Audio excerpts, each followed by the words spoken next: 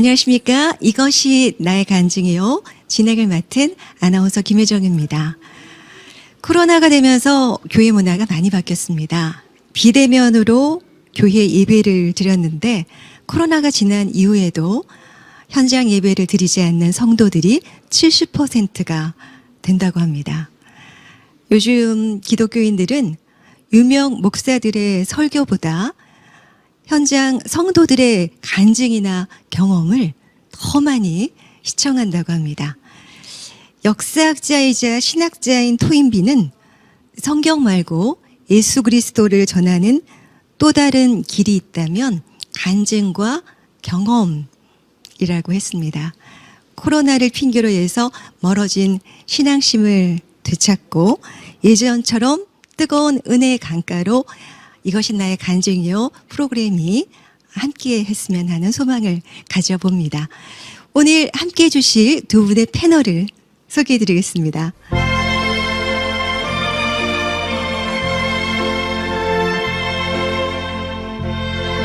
서울 한영대학교 김윤재 전 교수님 함께 해주셨습니다.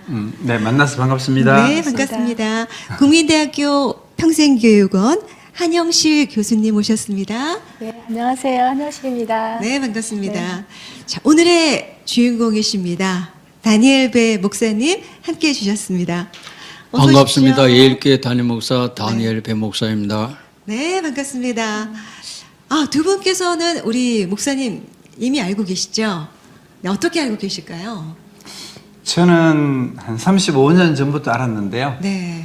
같이 사우나도 다닐 정도로 서로 안팎을 서로 다 아는 그런 관계입니다. 저는 성령을 받은 지가 얼마 안 돼요. 작년 5월 정도 받았는데, 그래서 이제 설교 말씀을 유튜브를 이제 통해서 또 많이 듣고 있었거든요. 그 가운데 이제 목사님 설교를 듣게 돼서, 근데 이제 목사님 설교가 요즘 그 성령 위에 있는 기름 부으심, 그런 설교를 하시는 거예요. 그래서 제가 은혜를 되게 많이 받고 있는 지금 상황이네요. 우리 배 목사님의 그과 함께 은혜 나누는 시간 갖도록 하겠습니다. 그 전에요, 우리 목사님이 또 성악을 전공을 하셨다는 얘기를 들었거든요. 저희가 또 찬양으로 은혜 나누는 시간을 먼저 갖도록 하겠습니다. 박수를 한번 청해 보도록 할까요? 네.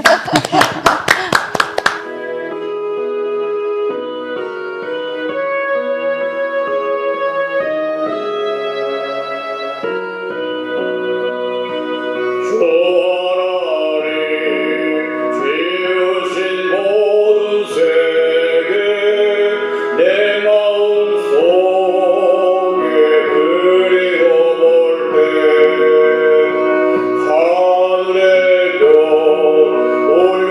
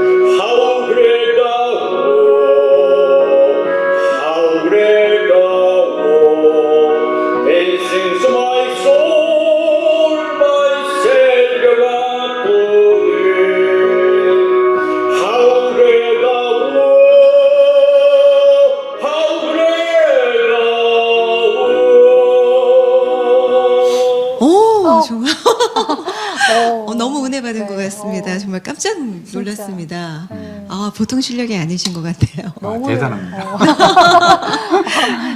제가 들으면서 과연 이 베이스도 되고 바리톤도 되고 다 된다 이런 느낌을 받았어요. 목사님께서는 언제부터 또 신앙생활을 하셨는지가 궁금한데요. 저는 이제 모태신앙이라고 할 수가 있는데요. 저희 할머니, 할아버지가 선교사님에 의해서 전도를 받았거든요. 저희 동네에 오갈 데 없는 선교사분이 오셨는데 거처할 곳이 없었는데 저희 할머니, 할아버지가 그럼 여기서 먹고 자시오 해가지고 선교사님을 1년 동안 모시게 됐었어요. 근데 우리 할머니, 할아버지는 이제 예수를 믿지 않는 사람이었었는데 그때부터 그 선교사님이 감리교회로 저희 할머니, 할아버지를 인도하셨고 저희 아버님, 어머님도 교회를 다니게 시작했고 저희 할머니가 몸이 굉장히 아팠었는데 하나님 앞에 나가서 병이 깨끗하게 나아서 신앙생활을 잘 하기 시작했죠. 그러면은 언제부터 주님을 영접하게 되셨는지. 저는 어릴 때부터 신앙에 대한 반발 의식이 생겼어요. 교회를 안 가면 밥을 안 주고 또 매도 때리고 다른 건 다 용서해 주는데 교회 안 가는 거는 용서가 되질 않았어요. 그러다가 제가 이제 군대를 가게 됐거든요. 군대 갔는데 이제 장교로서 생활을 하면서 제 친구가 저한테 그 이유 없이 잘해주는 거예요. 밥도 사주고 뭐 선물도 주고. 그러던 어느 날 저보고 이렇게 부흥회하는데 한번 가자. 그래서 나는 교회를 갈 필요성도 없고 그런 얘기 하지 말라고 거부했죠. 그런데 그 친구가 나한테 잘해주니까 한번 가보자 싶었는데 사실은 그러기 이전에 우리 부모님은 하나님을 잘 믿고 있는데 나는 왜 이렇게 하나님 믿을 수 없을까 그 의문이 있었는데 그래 이번 기회에 내가 한번 의문을 풀어보자 이래서 그 부흥회를 갔어요. 지금은 이제 부흥회를 뭐 3일밖에 안 하고 하루밖에 안 하는데 그때는 일주일씩 부흥회를 했는데 그 기독 장교회 OCU라고 하는 기독 장교회에서 강사 목사님을 초청해서 부흥회를 하는데 영락교회에서 했어요. 한 500여 명이 모였을까요? 그래서 제가 이제 네 번째에 앉아서 이제 설교를 듣는데 처음에는 이제 설교 말씀이 잘 안 들어오더라고요. 근데 마지막 날 금요일 날 그때에 이제 말씀이 들어오는데 이 목사님이 설교하는 말씀이 이렇게 살아서 나에게 막 날라오는 거예요. 그럼 내 가슴 속에 들어가고 내가 앉아 있는데 움직일 수가 없었고 그 말씀이 하나도 떨어지지 않고 나한테 들어오기 시작했어요. 그런데 그 마지막 날인데 마지막 날 그 목사님이 역도 선수들이 매는 그 허리띠를 딱 메고 기도를 해준다는 거예요. 안수 기도를 열심히 기도하는 사람만 기도를 해주겠다는 거예요. 그래서 금식을 한 터라 배고프고 막 이랬는데 목숨을 걸고 막 기도를 받으려고. 근데 그 목사님이 쭉 앞에 두 줄까지는 기도를 해주고 그 다음에 네 번째는 나한테 기도를 안 해주고 지나가더라고요. 그런데 쭉 지나갔는데 중간쯤 지나갔는데 갑자기 뭐 바람 같은 것이 딱 불어오면서 구름 같은 것이 오면서 내가 막 붕 뜨는 거 같고 우리말이 안 나오고 분명히 내가 우리말로 기도를 했는데 입이 막 꼬여서 뭐 중국어 같은 게 나와요. 왜 나 중국어를 싫어하는데 왜 중국어가 나올까? 그랬더니 입이 또 바뀌어 영어로 바뀌더라고. 막 그렇게 아무리 우리말을 찾아서 하려고 해도 안 되고 그러면서 막 눈물이 막 쏟아지고 콧물도 나오고 이러면서 그때 완전히 성령한테 덮임을 받았고 주님을 만나게 된 것이죠. 그래서 내 친구 옆에 갔는데 그 친구는 그 옆에서 이제 내가 이상한 상황을 보고 또 많은 사람들이 다 갔어요. 내가 하도 기도가 길어지니까 하나님하고 만나니까 그때부터 제가 주님을 만나게 됐고 예수를 영접해서 신앙생활이 시작됐다고 봐야 되겠지. 어릴 때 한 거는 형식적이고 주님을 마음속에 심장에 모신 것은 오시의 기독교 장교회 가가지고 제가 은혜를 받은 것이죠. 아멘이네요. 그러면 그 성령 체험을 받고 이제 그 순간부터 말씀이 귀에 들어온 거네요. 아, 예. 근데 처음엔 저는 교회 가면은 그 잠이 왔어요. 목사님 설교만 하면. 그래서 잠 안 자려고 메모를 했어요. 메모를 다 했는데 자죠. 그러고 나서부터 말씀이 들어오고 어, 그 목사님 설교하는 자체를 저는 책을 많이 읽다 보니까 이거 맞지 않는 얘기들을 많이 하도 소설 같은 얘기를 많이 했는데 그다음부터는 전도사님이 설교하든 집사님이 구역 예배를 하든 쏙쏙쏙 들어오고 성경을 읽었는데 성경 말씀이 살아서 들어오고 100% 믿어지는 거예요. 아멘. 2000년 전에 오신 예수님도 믿어지고 와. 하나님이 천지 만물 창조하셨다. 이것도 믿어지고 안 믿을 수가 없어. 누가 믿으라고 그런 것이 아니고 내가 마음속에 성령께서 믿게 해주시더라고. 와. 그때부터 제가 이제 신앙생활이 시작된 겁니다. 하나님 완전히 역사하셨네요. 와. 그때 이제 제가 하나님을 안 만났으면 지금 하나님 안 믿고 하나님 안 믿고 그냥 세상적으로 살아가겠죠. 근데 어떻게 그렇게 책을 많이 보게 되셨어요? 아까 뭐 책 얘기를 해서 그런 것 같은데 저희 큰아버지, 그러니까 수영 큰아버지가 그 무슨 현대 자동차에 그 높은 직위에 있었어요. 우리 집에서 먹고 자고 했는데 이분이 나가서 성공한 거예요. 세월이 흘러간 다음에 찾아오셨어요. 선물을 잔뜩 사들고 고맙다고. 그런데 책을 덤프트럭으로 한 반차 정도 책을 갖고 왔어요. 그래서 그거 뭔 책인가 궁금해요. 호기심이 많아가지고. 책을 읽다 보니까 제일 먼저 읽은 책이 무협지가 있더라고. 중국 무협지.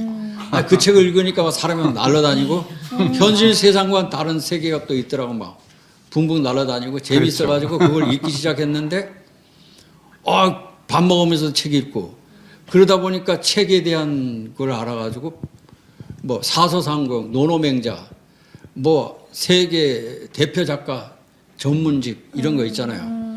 다 모조리 읽고 그러다 보니까 책을 많이 읽다 보니까 목사님들 설교는 안 들어오는 거예요. 그래서 장경도 목사님 책이 많다고 하는데 그 다음부터는 제가 그 동네 책방, 서점 책방 거의 100%를 다 갖다 읽어버렸어요.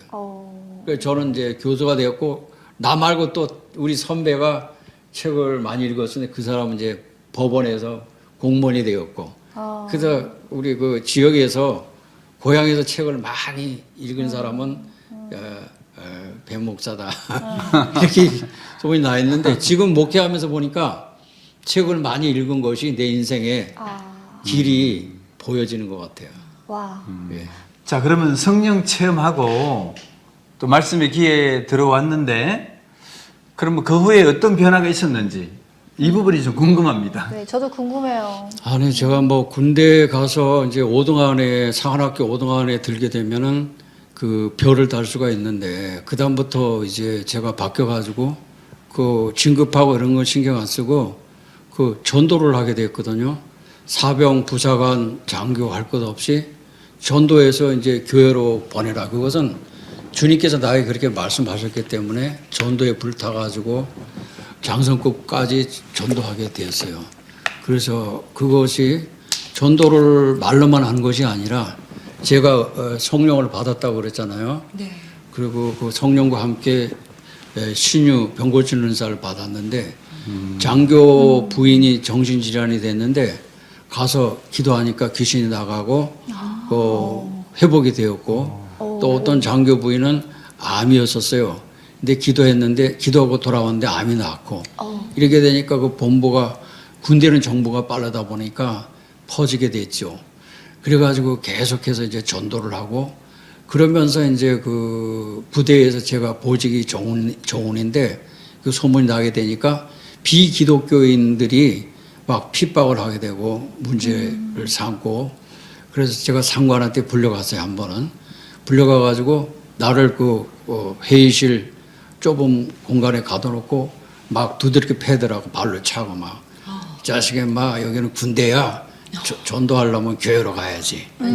군대로 그만둬 막 이래가지고 그래서 윗사람한테 얘기를 했더니 그분이 이제 중령인데 장교로서 기독교인이었어요. 그러니까 얘는 지금 은혜를 받고 복음을 전해야 되니까 제 보직은 놔두고 다른 보직 하나 세워놓고 저보고 상담실에서 전도하고 하나님의 일을 하라 이래가지고 제대할 때까지 제가 거기서 복음을 증거하는 계기가 되었고 수많은 사람들을 주님 앞에 인도한 기회가 된 것이죠. 예. 그러면 신학은 언제 하셨고 또 박사학위는 언제 받으신 거예요? 신학은 제가 하나님을 만난 것에 대하여 이것이 내가 검증할 필요성이 있다 그래서 신학을 제가 했는데 군대에서 그 위탁교육을 장교들은 받을 수 있는 기회가 됐어요. 그래서 신학을 하고 군대에서 또한 음악과 지휘는 취미였었고 하고 싶었고 교육학은 교수가 되기 위해서 제가 군대에서 위탁교육을 정부에서 시켜주니까 그래서 틈틈이 공부를 해가지고 와. 그렇게 했습니다. 끊임없이 도전하고 전진하는 그런 스타일이네요. 은혜를 받고 나니까 뭐든지 하고 싶고 의욕이 생기더라고요. 그래서 하고 싶은 것을 좀 군대에 있을 때 다 했죠. 그래서 목사 안수까지 제가 받게 된 거죠. 하나님 나라에서는 전도가 가장 큰 상급이잖아요. 그 어려운 전도를 어떻게 그렇게 하셨어요? 사실은 저는 전도에 대한 관심도 없었고 예수 믿는 사람을 믿지 못하게 했던 그런 사람인데 은혜를 받고 나니까 할 수 있는 거는 이 지구상에서 가장 보람된 일은 전도해서 영혼을 구원하는 일, 그것이 가장 큰 일이라고 생각했어요. 그래서 하여튼 눈만 뜨면 전도. 제가 은혜 받고 그 부대 부사관, 그다음에 영관급, 장성급 이런 할 것 없이 수많은 사람들을 전도를 하게 되었고 하나님께서 함께 하심으로 그 사람들이 교회를 나가서 주님을 영접하게 된 보람된 일을 하게 되었고 저는 비행기 타고서도 전도를 합니다. 예수님을 아느냐? Don't you know Jesus Christ?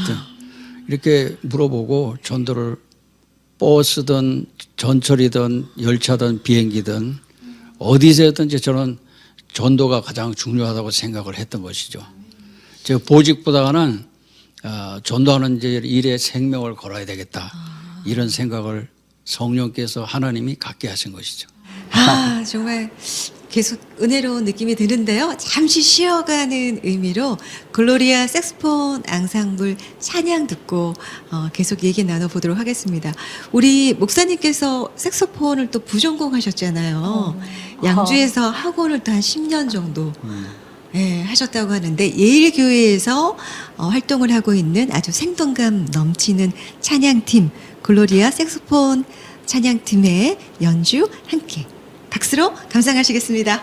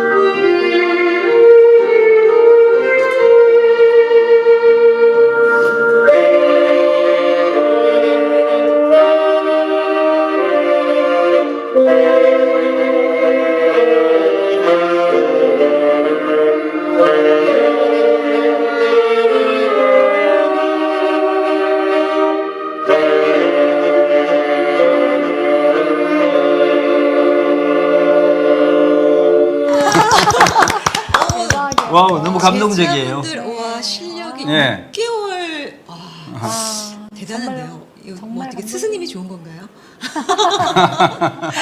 네, 너무 잘 들었습니다. 자, 이제 또 교회 또 세습에 대한 이야기를 좀 목사님께 들어봐야 될 것 같습니다. 이게 불법인데도 불구하고 좀 잘 안 되고 있는 이유가 뭘까요? 교회 세습은 범죄 행위라고 저는 생각하고 있어요. 근데 교회 세습에서 쫓겨나 보니까 범죄 행위라고 생각하고 있는데 한국의 대형 교회가 거의가 다 지금 세습을 법에서 금한데도 불구하고 세습을 감행하고 있기 때문에 한국 교회의 문제점이고 교회가 퇴세하는 원인 중에 하나거든요. 말기 암이라고들 이야기하고 있는데 아직까지 한국 교회는 정신을 못 차리고 있겠죠. 그래서 저도 이제 한국을 대표하는 장로교단에서 가장 큰 교단에 후임자로 갔다가 세습에 제가 이제 쫓겨나게 된 거거든요.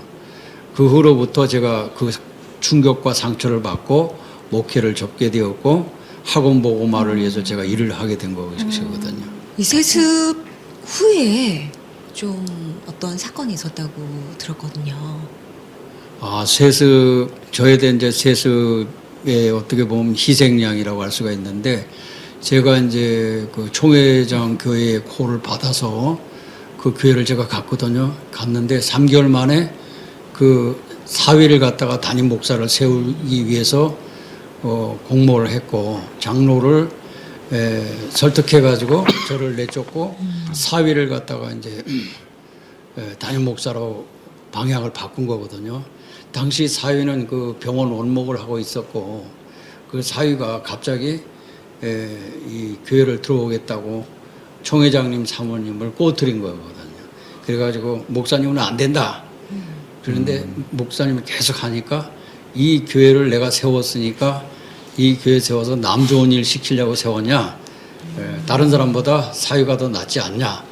이래서 저를 휴가를 보내고 저를 갖다가 이제 해임을 시키고 그래서 사위가 이제 들어오려고 했었죠. 그래서 교회에서 이제 뭐 목사님이 교회를 세웠으니까 고난이 목사님한테 다 있으니까 목사님 마음대로 하는 거예요. 그런데 이제 거기서 저는 막 억울해가지고 산에 올라가서 기도하고 깨끗하게 물러 앉았지만 그런데 이 사위에게 정의장 목사님이 20일 금식 기도해. 그래야 네가 명분이 있어. 내가 장로들한테 할 수가 있으니까 말할 것이 있으니까 20일 금식을 명했는데 15일 만에 그 사위가 돌연사를 한 거예요. 아, 그래요? 30대 젊은 나이에 사위가 갑자기 이제 죽었어요. 아무 예, 죽게 아픈 되니까 것도 없이. 이제 그 네. 세습을 할 수 없는 상황이 된 거거든요. 그러니까 흐르는 물을 막았는데 그 막은 물이 터져버리게 된 거죠. 아이고. 그리고 하나님의 뜻과 섭리에 의해서 제가 그 교회에 가서 사역을 해야 되는데 이걸 못하게 막았는데 하나님 보시기에 합당하지 않으니까 그 사회를 데려갔죠. 그 당시에는 제가 너무 억울하고 보내가지고 참으로 배신감을 느꼈죠. 그래서 산에 올라가서 기도하고 그랬는데 하나님께서 사회를 딱 데려가신 후에 총회장 목사님을 제가 용서해주고 목회는 안 하고 난 이제 전도자로 남겠다는 생각을 가지고 전도를 하게 된 것입니다. 그러면 그때 뭐 좀 충격을 받으시고 목회를 접으신 건가요? 예, 그때 엄청난 충격, 한국교회를 다 보았고 성령으로 시작했다 육체로 마치는 한국교회 현실을 다 보았고 이 목사님뿐만 아니라 이 총회장뿐만 아니라 다른 목사님들도 교인들의 반대를 무릅쓰고 그 인명권과 재산권과 모든 것을 아들에게 물려주는 것이거든요.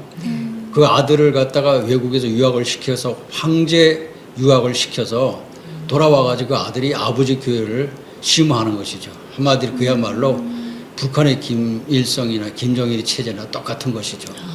그것은 뭐 제가 그것을 갖다가 성경에는 세습하지 말라는 말이 없다고 이야기하지만 사회적으로 비난을 받는 것이고 왜 하나님이 선택한 그 교인들을 밖으로 내어쫓고 자기 아들을 앉힌다. 이건 영혼을 사랑하는 성경의 법칙과 하나님의 사상에 맞지 않는다.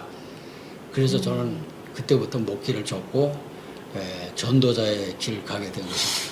그 교회 세습은요, 제가 볼 때 그 대형 교회만의 어떤 전유물 아닌가 할 정도로 이루어지는데 성경적으로 본다면은 이건 바벨탑을 쌓아가는 거다. 자기만의 하나님의 영역을 도전하는 거다. 저는 그렇게 보거든요. 그런 부분은. 그러니까 사도신경에 보면 그 거룩한 공회라고 했는데 공회가 아니죠. 교회가 예수님의 몸이고 교인들의 공동체인데 이것을 담임 목사가 마음대로 할 수 있다면 사이비 종교나 다를 바가 없는 것이거든요. 그래서 디모데 전후서에 보면 하나님의 교회라 그랬거든요. 성도들이 교회에다가 하나님께 헌금하는 것이지 총회장에게 헌금하고 담임 목사에게 헌금하는 것이 아닌데 그걸 마음대로 할 수 있다고 하면은 사이비 종교나 다름이 없다. 근데 저는 사실 믿은 지가 얼마 안 돼서 좀 의아스러운 그 부분은 어떻게 목사님이 이렇게 금식 기도를 하게 하시고 그다음에 당 목사님이 특정되어 있는 상황에서 그 부분을 또 이렇게 기도를 할 수 있게 이렇게 하셨는지에 대해서 저는 아직 믿음이 적다 보니까 좀 궁금해요. 그런 것들을 목사님들은 시키시나요? 그렇게? 아, 참 좋은 질문을 하셨는데 그 마태복음을 보니까 먼저 그의 나라와 그의 의를 구하라. 하나님의 뜻과 섭리가 무엇인가? 왜 예수님이 십자가를 지시고 십자가에 죽으셨나? 생각할 때 인류를 구원하시기 위함인데 그러면 영혼을 구원하는 일을 위해서 금식하고 기도해야지 세습으로 오기 위해서 다른 목사를 쫓아내고 자기가 들어오기 위해서 그 음식을 한다. 그 물질에 대한 욕심이 있는 것이지 영혼과 하나님의 뜻과는 상반된다. 그래서 한국 대형교회 모든 후임자 목사들이나 교회를 세운 대형교회 목사들이 그런 생각을 다 갖고 있으니까 한국교회는 말기암에 걸려 있는 줄도 모르고 또 그것을 찬성하고 따라가는 목사들도 많고 그 교권의 힘, 물질의 힘이 엄청나요. 하나님의 힘과 예수님의 힘과 정신은 없는 거예요. 참 안타깝네요. 껍데기에 불과해. 그렇기 때문에 앞으로 한국교회는 유럽교회처럼 텅텅 비어갈 것이다 라고 저는 생각하고 있는 것이죠. 그렇군요. 목사님 너무 억울하셨을 것 같아요. 네, 근데 진짜. 교회에서 어떤 뭐 대책 같은 걸 세워주셨나요?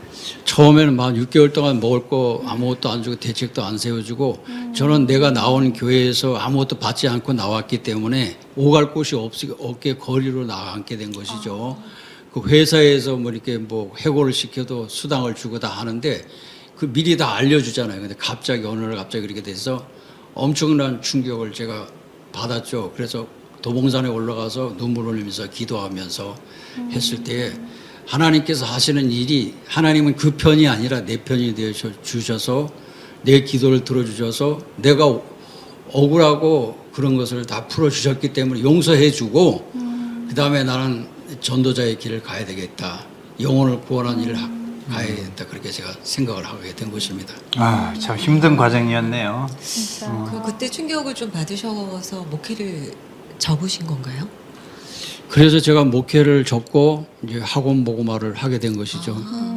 학원 복음화는 어떤 건가요? 제가 음악에 달란트가 있어서 못 다루는 악기가 거의 없을 정도로 취미를 했는데 그래서 제가 대학 교수를 하면서 음악 학원을 운영하기 시작했죠. 25평에 상가를 얻어가지고. 근데 상상보다도 한 3개월 됐는데 한 달에 한 60명 평균 몰려왔어요. 그래가지고 그 사람들에게 복음을 증거하고 교회로 데려가는 못자리 목회, 교회로 세례 받기까지 계속 돌봐주고 그런 목회를 한 10년 가까이 제가 그 일을 제가 했었습니다. 거기에 대해서 하나님께 영광을 돌리고 감사하죠. 음악이라는 채널을 통해서 복음을 증거하는 것이 총회장 교회 가서 담임 목사로 설교하는 것보다는 훨씬 낫다고 생각되어서 지금까지 저는 전도의 일을 하고 있습니다. 우리 교수님, 목사님 하시는 학원 가보셨다면서요? 예. 제가 이제 양주시 그때 이제 가봤는데 처음에 정말 제가 말 못했지만 너무 열악했어요, 환경이. 그래서 정말 고생하는구나. 이게 비전이 있을까 걱정했는데 그러고 나서 이제 3년이 지난 다음에 다시 한번 가면 제가 놀랬잖아요. 정말 놀랍도록 성장하고 그 부흥하고 그리고 초신자들, 불신자들이 많이 기독교 문화와 성경을 접하는 걸 보면서 정말 대단하구나. 그러면서 좀 특이한 분이다. 이런 생각을 제가 했었어요, 사실은요. 근데 사실은 제가 그때 학원을 처음 시작할 때 논밭이었었고 형성이 아파트나 이런 민가가 형성되지 않았는데 어떤 회원이 와서 그러더라고요. 여기서 학원하면 망합니다. 하지 마세요. 올 사람 없습니다. 그런데도 하나님이 하라고 그래서 시작했는데 전국에서 몰려오는 거예요. 전국에서 색소폰을 배우기 위해서. 색소폰은 제가 프랑스까지 유학 갔다가 와가지고 그걸 체계화 만들어가지고 학과까지 만들었었는데 이래가지고 사람들 많이 오는데 그 돈 벌려고 하는 건 아닌데 그러면 한 3년 만에 이제 법인까지 만들게 되었는데 저는 그것을 제가 돈 벌려고 하는 목적은 절대 아니었어요. 그 누가 얘기할 때 아직까지 학원하고 있어? 문 안 닫았어? 그런 말도 많이 했어요. 왜냐하면 그거 상황이 그러니까. 근데 하나님께서 많이 보내주셔가지고 학원도 성공했고 전도도 해가지고 수많은 영혼들을 하나님 앞에 돌아오게 했습니다.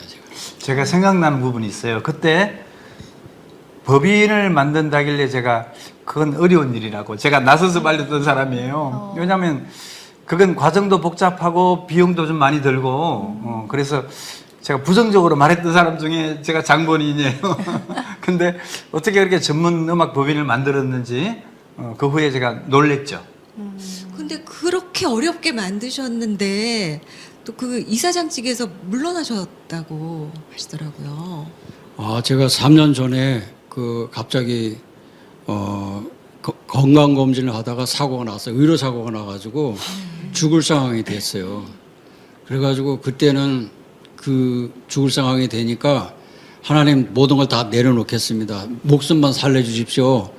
그러면 제가 그전에는 나 말고 훌륭한 목사님들도 많이 있으니까 다른 목사님 쓰세요. 이래고 그냥 한 14년 동안을 전도 목회를 했는데 죽을 상황이 되니까 살려만 주시면 목회하겠습니다. 살려주세요.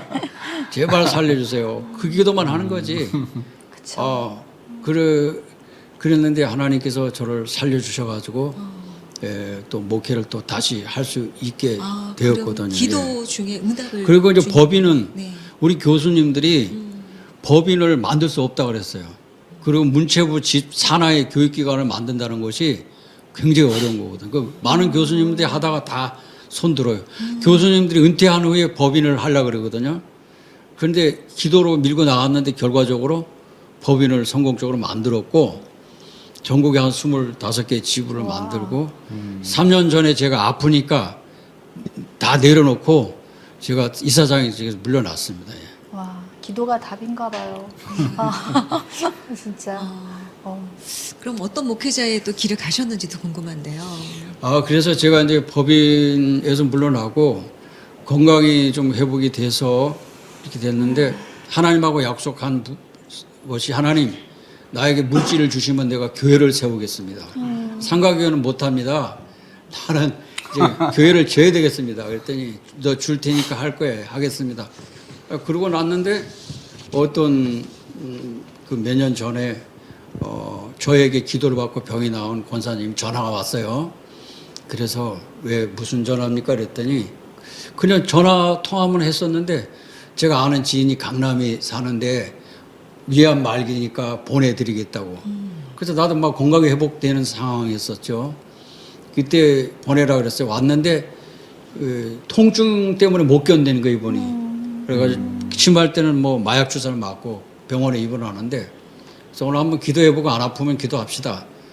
이래가지고 이제 기도를 오늘 했는데 그 이튿날 전화가 왔어요.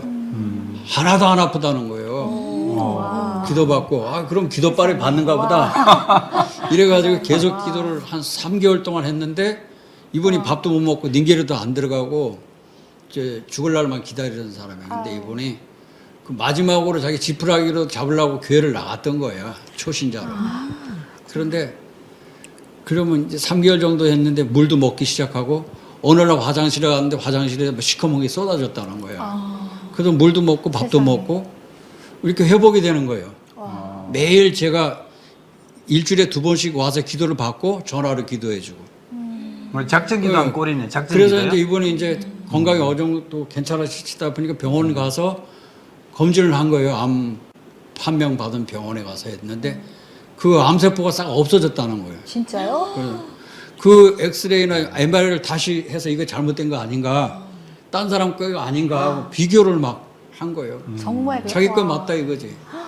그래가지고 이분이 그 다음에 이제 너무 감사하죠. 하나님이 하신 거니까 제가 한 게 아니고. 와. 그래가지고 전화 왔어요. 4개월쯤 돼가지고 목사님 계좌번호를 불러주세요 그러더라고요. 그래서 계좌번호를 뭐 하려고 그러는데 하여튼 좀 돈을 보낼 테니까 필요하게 쓰세요. 자기 부인 같은 사람이 써달라고. 그래서 불러줬더니 돈이 많이 온 거야. 1,2천만 원이 아니고. 좀 궁금해요. 얼마 정도 왔어요? 그거는 이제 그 하나님께 뭐 드린다고 했으니까 그 방송상으로 밝힐 수도 없고. 그래서 궁금한데. 그걸 가지고 나는 하나님한테 약속했으니까 물질을 주시면 교회를 세우겠다 했으니까 하나님도 날 살려주시고 계시니까 그래서 그거 가지고 양주시에서 가장 경관이 좋은 그 전원 마을에다가 땅을 사서 거기다 교회를 제가 짓게 된 겁니다. 아멘, 할렐루야네요. 와. 참 이렇게 더 많이 궁금한 우리 그 내용을 잠깐 멈추고요. 목사님들의 그 제자로 구성이 되어 있는 한국관악문화예술원 UNI 색소폰 연주단의 할렐루야. 네. 다 함께 들어보도록 하겠습니다. 박수로 듣겠습니다. 네, 좋습니다.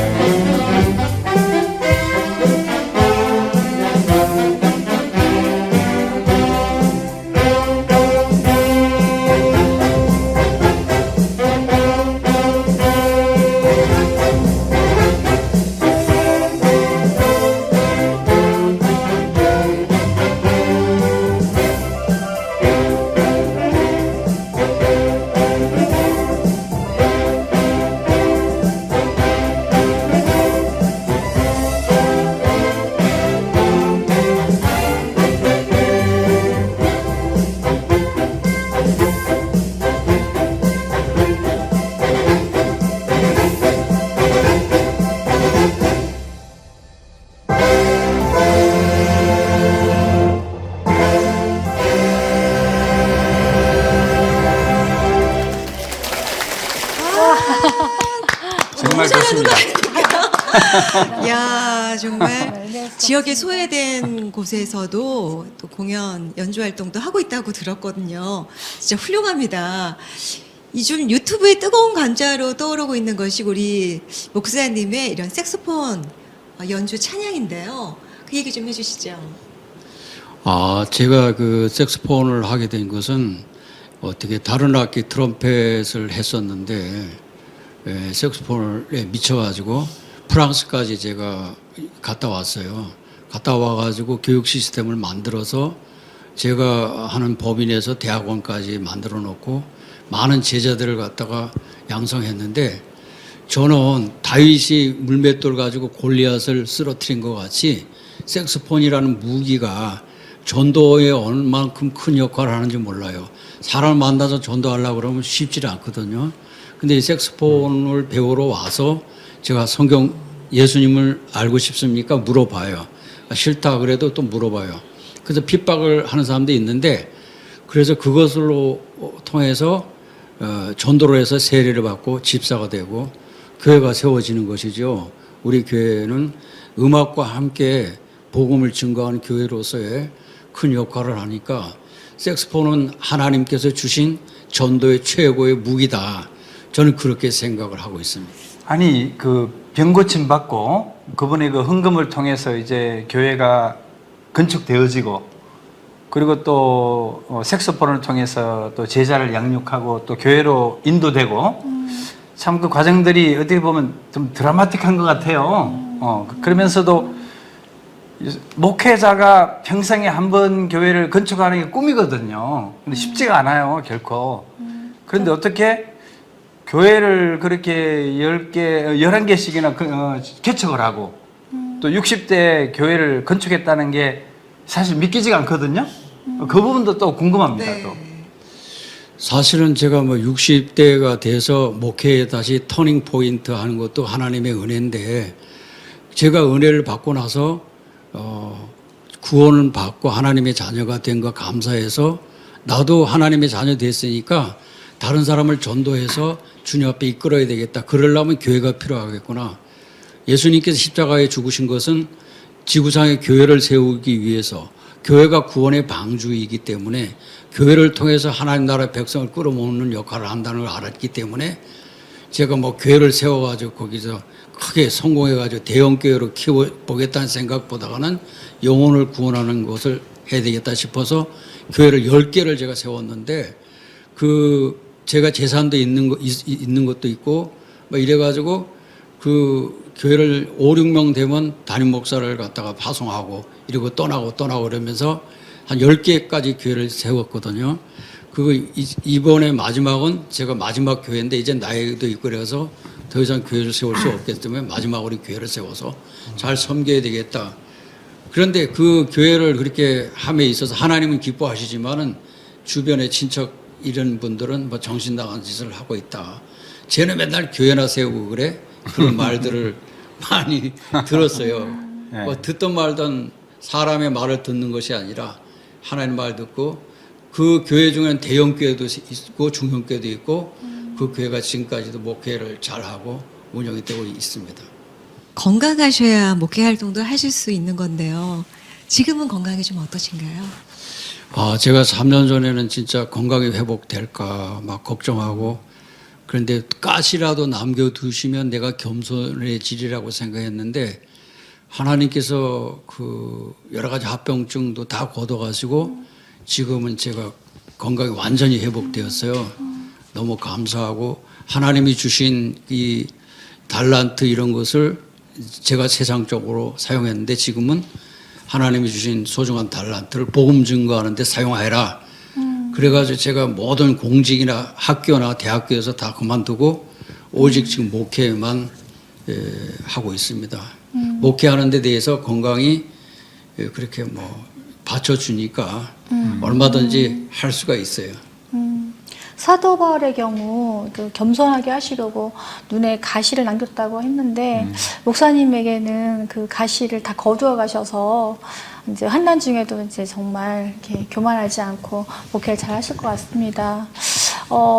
오늘 이렇게 목사님의 간증이 정말 하나님이 원하시는 역사하는 간증이지 않았나 그런 생각이 듭니다. 네.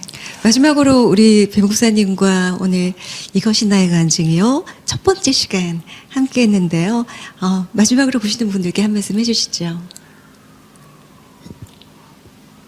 저의 간증을 시청해 주셔서 감사합니다. 한국교회를 위하여 하나님께서 부르셨으니까 소명을 다하도록 기도하고 한국교회와 함께 가겠습니다. 감사합니다. 네, 한국교회의 부흥과 회복을 우리 또 기대를 앞으로 해보겠습니다. 오늘 이 자리에 함께해 주신 두 패널 분께도 감사의 말씀을 드립니다.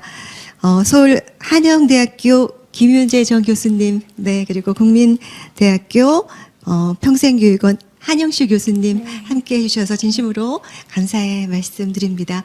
끝까지 함께 해주신 여러분 진심으로 감사의 말씀드립니다. 지금까지 진행의 아나운서 김혜정이었습니다. 감사합니다.